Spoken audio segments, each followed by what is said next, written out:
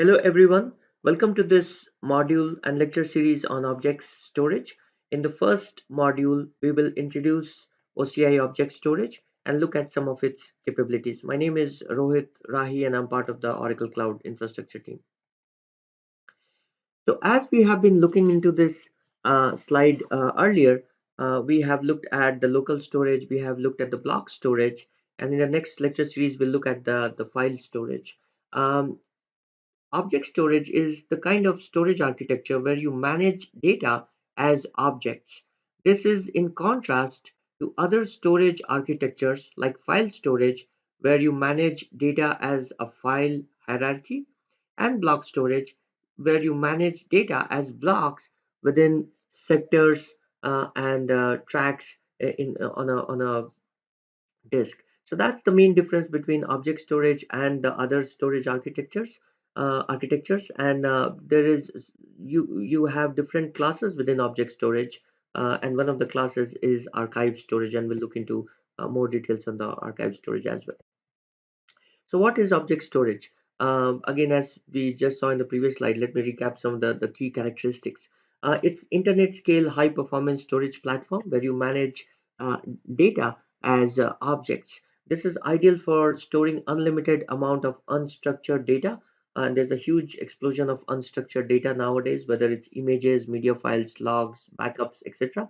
Like I said, data is managed as objects, and you use APIs built on standard HTTP verbs like get object when you want to read an object from a bucket, put object when you want to write an object to a bucket, etc.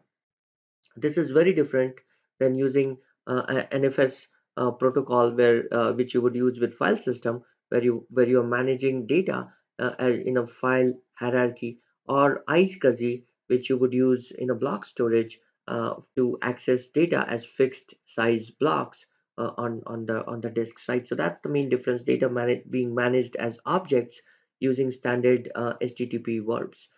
It's object storage is a regional service, and again, unlike the file storage and the block storage, you are not really tying this to compute instances. It's not like you mount this disk and you use it, or you use it as as a disk to store your data and applications for your compute instances. There are two different distinct storage classes to address the need for performant frequently accessed hot storage, and there is also less frequently accessed cold storage, which is also called archive storage. So we'll talk about those, and you can have private access from Oracle Cloud Infrastructure resources in a VCN using a concept called service gateway, which we looked into when we were discussing the VCN module. OCI Object Storage supports advanced features such as cross-region copy, pre-authenticated request, lifecycle rules, and multi-part upload, and we'll look into each of these in greater details subsequently.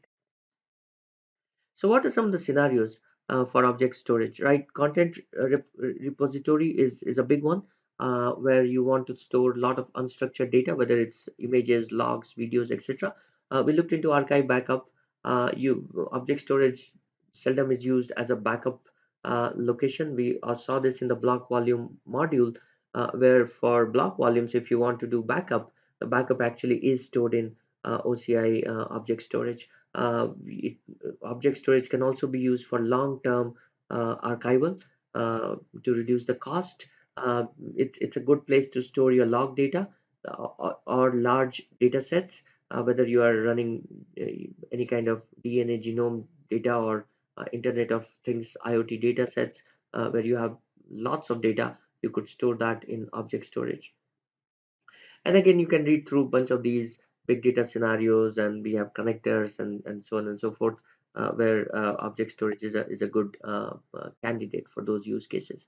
Now, what are some of the key features of the OCI object storage service? The first one is this concept of strong consistency. Strong consistency means that object storage service always serves the most recent copy of the data when retrieved. So what happens is, if you write a data and then you update that data, sometimes if your service, there's a concept called eventual consistency. If your service is based on that, and you try to You write a data and then you update it subsequently and you try to retrieve it. Sometimes it will return the stale data, it will return the old copy, not the updated copy. Strong consistency means that it will not return you data unless it has committed it everywhere. And as you can imagine, these are distributed systems, so the data is actually written across multiple ADs. If it's a multi-AD region, in a single AD region, still written to multiple storage servers. So strong consistency means you are always guaranteed the most recent copy of the data, versus eventual consistency, where eventually your data might be consistent, might be with the latest, but you might get stale data in between. As far as durability is concerned, like I said, data is stored redundantly across multiple storage server, across multiple ADs.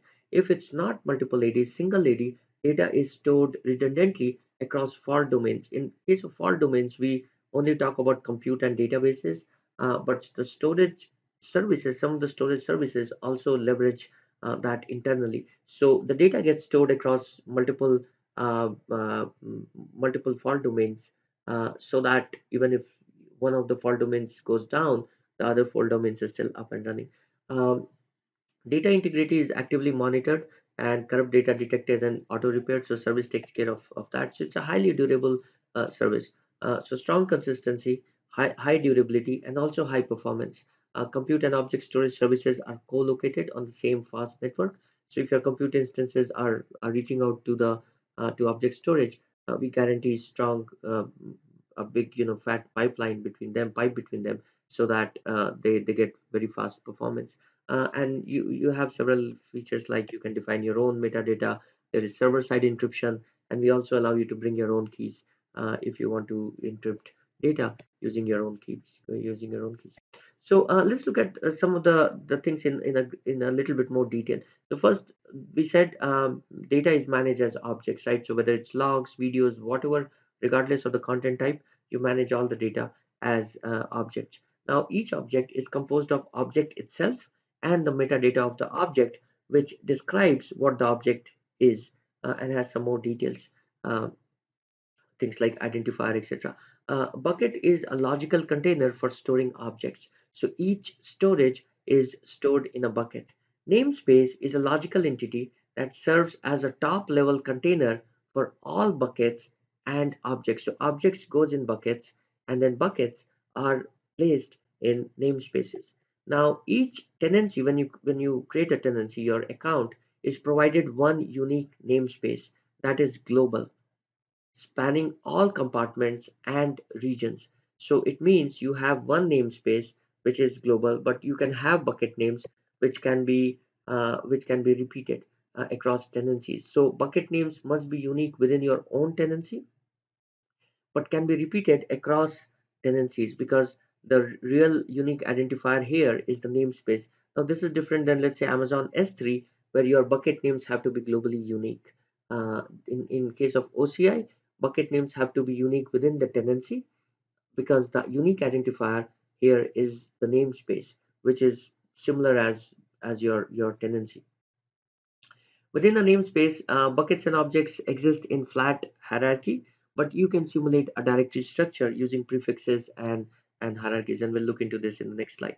So how do you name the objects? The service prepends the object storage namespace string and the bucket name to object name. So if you see right here, this is my namespace, which comes from my tenancy. This is my bucket name, and this is my object name, right? So this is how the service creates the object naming. So let's say if you have an object, database.dbf looks like a database backup file.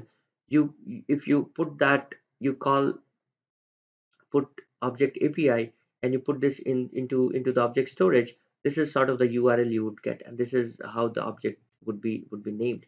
So you have the namespace here, you have the bucket here, and then you have the object here, right? This is the fully qualified domain name, or the fully qualified string, you if you will, which you need, right? So we talked about that the objects are stored in flat hierarchy. Now we are used to directory structures, where we store data according to directory structures, multi-directory structures, etc. So how does that happen in object storage? Because it's a flat hierarchy to begin with. So for large number of objects where you might have similar objects, you can use prefixes and hierarchies, right? So what do we mean by that? So if you look at this example here, there is a prefix at marathon, and there's another prefix which says marathon slash participants. So you actually get with, yeah, with two different prefixes here. Now you can use CLI to perform bulk downloads and bulk delete of all objects at a specified level of the hierarchy without affecting objects in levels above or below. So what do I mean by that? So look into this example here. You can download or delete all objects at this level, at the marathon level, without downloading or deleting objects at the marathon participants level. So even though it looks like marathon participants is sort of a children uh, directory structure from marathon, you can still operate. If you create prefixes like these, you can operate at them independently, and you can have another object here which says start line and finish line and middle line, or etc, etc, right? And if you want to operate at all those objects as one, you could use the marathon prefix. If you want to have participants here, you have 100 participants and you have a bunch of those objects, you could operate at them using marathon slash participants prefix, right? So that's some of the ways you can operate on large number of objects, particularly because object storage itself doesn't have any kind of hierarchy. It's a flat hierarchy structure. So with that, let's just complete one more slide and we'll quickly jump into a demo. So we talked about the object storage tiers, right? So what are the tiers which OCI object storage supports today? So the first tier is the standard storage tier. It's also referred to sometimes as the hot tier. This is where you store your data and you get fast, immediate, and frequent access. You can retrieve your data instantaneously. Um, Always serves the most recent copy of data when retrieved. Why? Because we support strong consistency. That is the characteristic or definition of strong consistency. As we said, data retrieval is instantaneous. So you upload it, you download it, pretty instantaneous. Standard buckets cannot be changed. So once you create a bucket as standard, you have to keep it at the standard level. So there is another class which is called archive storage. People also refer to as the cold storage.